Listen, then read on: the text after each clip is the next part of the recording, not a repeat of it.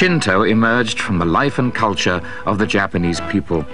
It also originated from the natural landscape of Japan itself.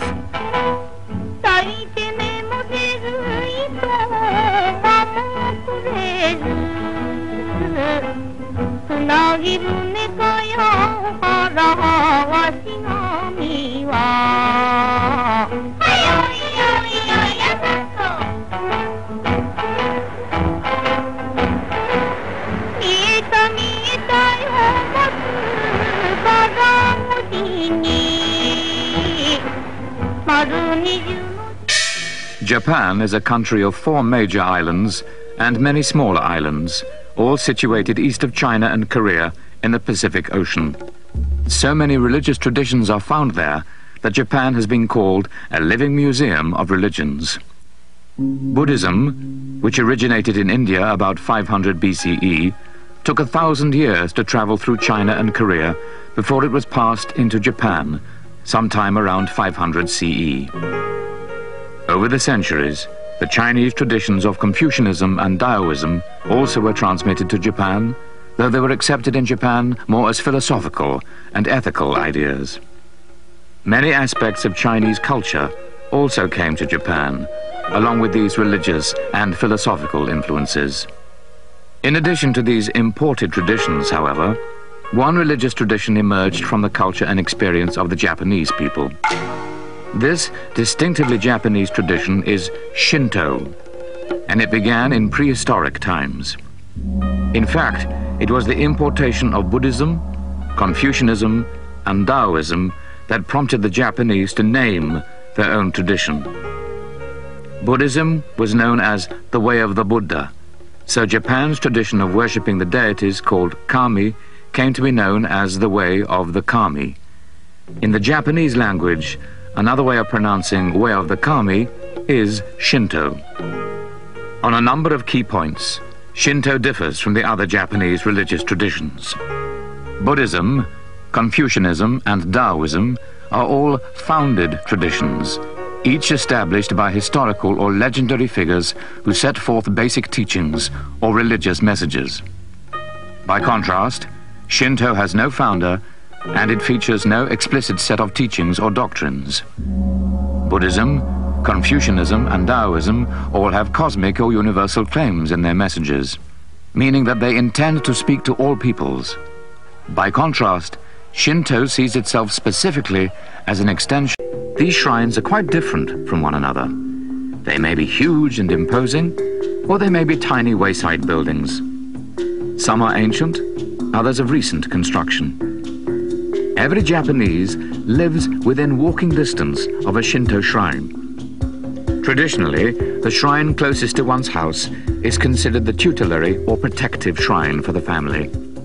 The Japanese don't regularly worship at Shinto shrines in the way that Christians or Jews gather for congregational worship on a specific Sabbath day. The Japanese, instead, will visit a Shinto shrine on a specific occasion to offer a prayer to seek help, or perhaps to attend an annual festival. A number of features distinguish and preserve the sacred character of a Shinto shrine and its grounds. At the formal entrance to the shrine is a sacred archway or gate called a torii. The torii marks the passage from the everyday world into the holy grounds. It symbolically protects the grounds from evil influence, and it makes those who enter realize that special religious behavior is appropriate there. On other personal or family occasions, such as a birth or marriage, many Japanese will pray at a shrine for help or blessing, or to give thanks for previous benefits. But the Japanese visit a shrine most often during festivals, and the single most important Japanese festival is the celebration of the New Year.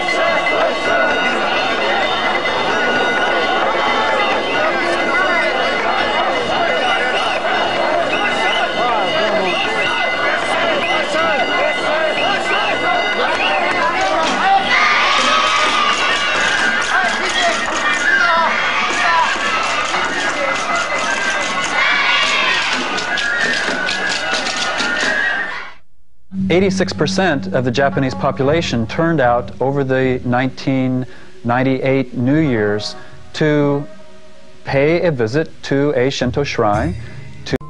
In general, Shinto was overshadowed by Buddhism for more than 1,000 years. But through the ages, some learned Japanese insisted that Shinto was the original and true religion of the Japanese. Many of these arguments that Shinto is Japan's original and true religious heritage came to fruition in the writings of the 18th century scholar Moto Ori. Moto Ori says that Japan, the kami, the emperor and Shinto were created as one seamless unity.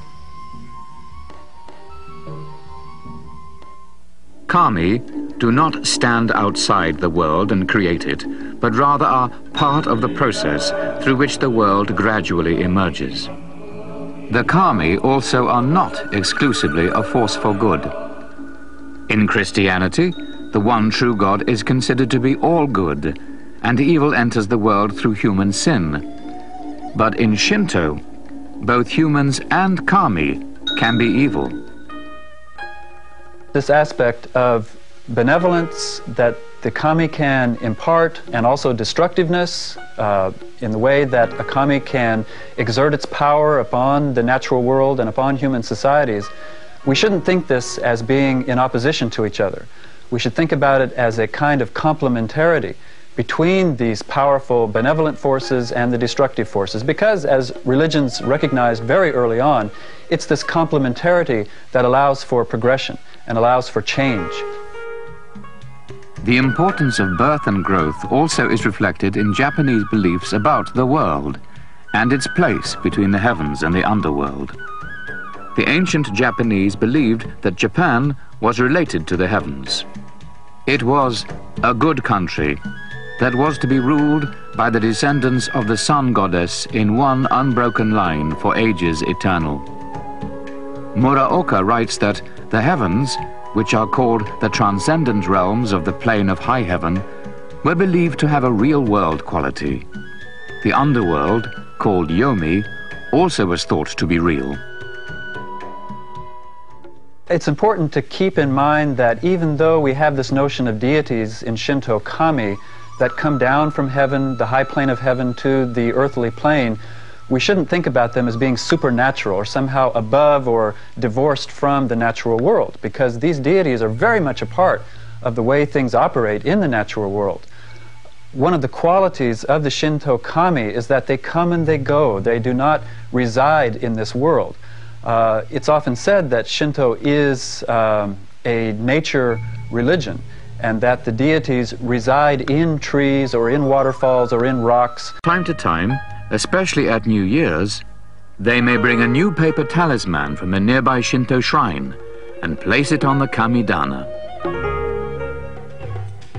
In ancient times, the people of one clan worshipped the same kami. But in medieval times, the people who lived near a local shrine automatically were considered to be the parishioners of that shrine.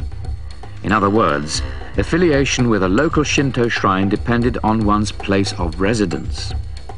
Everyone within that area was considered to be blessed or protected by this tutelary kami.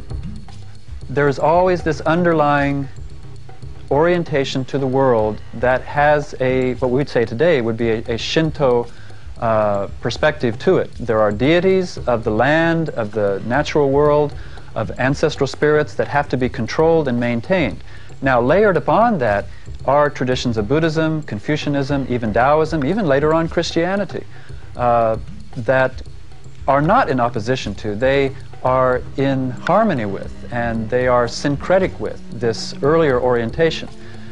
However, at the end of the feudal period, when the Japanese state modernized, there was a split between the old regime, the reformers that wanted to revitalize the Japanese state, bring back the emperor, and basically to be able to defend the nation of Japan from imperial powers such as England, Spain, Portugal, France that were in the area. They felt like they had to do what these powers did. They had to find a spiritual engine to drive this vehicle of modernization, and Shinto was considered to be the most viable candidate for this. Yet in modern times, especially with Japan's greater religious freedom after World War II, the situation within Shinto has changed considerably. With increased social mobility and the relative anonymity of large cities, many Japanese people have no sense of being a parishioner of a certain shrine. In fact, many Japanese don't even know which shrine would house the tutelary kami of their area. One of the ways that Shinto helped in the modernization process was to create a notion of community, that we are all one people as Japanese, because basically until 1868 Japan was a fragmented area where there were particular clans that ruled particular areas. But from the 1860s onward there was this notion and a legal entity of the Japanese nation, of the Japanese state. So Japanese had to be created. The emperor was instrumental. Kami and the alignment of kami, the involvement of kami with each community and